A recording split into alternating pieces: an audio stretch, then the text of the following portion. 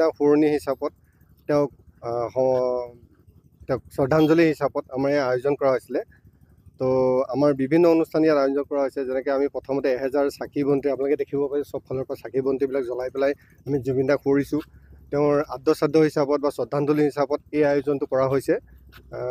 আমাৰ ইয়াত প্ৰথম পৰ্যায়ত হ'ব নাম প্ৰসংগ হ'ব, তাৰপিছত নেগেৰা নাম, কামৰূপীয়া নামঘৰৰ ফালৰ পৰা নেগেৰা নাম নিমন্ত্ৰণ কৰা হৈছে, তেওঁলোকৰ পাঠ হ'ব। তাৰোপৰি আমাৰ ডিফুৰ যিমানখিনি জুবিন অনুৰাগী বুলি ক'ম নে জুবিনক ভাল পাওঁ বুলিয়ে ক'ম নাজানো, কিন্তু সকলোৱে আহি পেলাই নিজৰ মন শ্ৰদ্ধাৰে যিখিনি আমাক সহায় সহযোগিতা আগবঢ়াইছে সেইখিনি গোটেইখিনি কামৰ বাবে তেওঁলোক সকলো লোকে আমাক ধন্যবাদ জ্ঞাপন কৰিছোঁ। তেনেকুৱা ধৰণে আমিও শুনা পাইছোঁ। আমাৰ কথা হ'ল জুবিন দা যেনেকুৱাকৈ আমাৰ মাজত চবৰে প্ৰিয়, তেওঁৰ ন্যায়পদ আমি সকলোৱে বিচাৰোঁ। যদি কেনেবাকৈ হ'লেও মৃত্যুবৰণ কৰিছে বা কোনোবাই মাৰিছেও সঠিক তদন্ত হ'ব লাগে আৰু দোষী সাব্যস্ত শাস্তি পাব লাগে, সেয়া আমাৰ আশা আৰু আমাৰ চৰকাৰৰ পৰা।